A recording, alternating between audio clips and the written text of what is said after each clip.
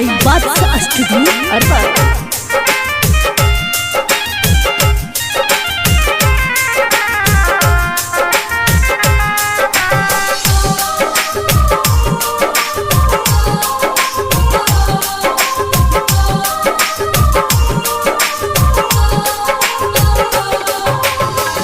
बढ़ता जाने अब दिल के दर्दिया होता मटकोड़ काल्हे लागी हरदिया।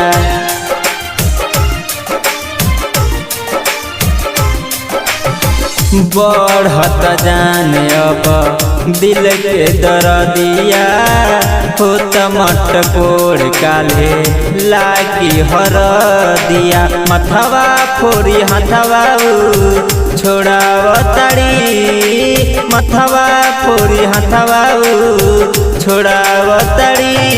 एगो पगली एगो पगला के रोआवताड़ी, एगो पगली एगो पगला के रोआवताड़ी।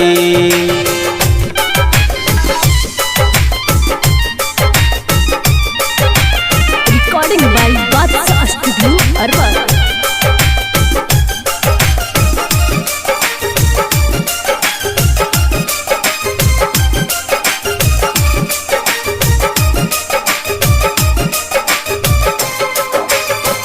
कवना कसूर के दे तारू साजा, कह तारू अब हमरा के भुला जा।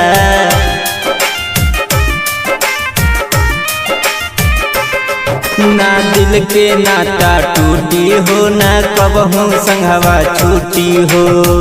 जियतानी जिंदगी मुआवताड़ी, जियतानी जिंदगी मुआवताड़ी।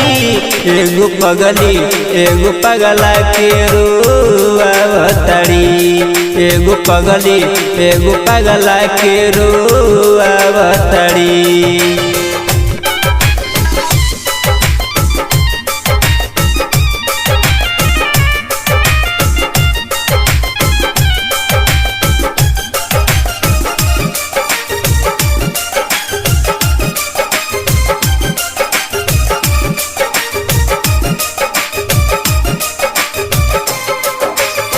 सोनू देहाती के निकलल जाता जान हो, पियावा के संगे चल जाइबू तू जान हो।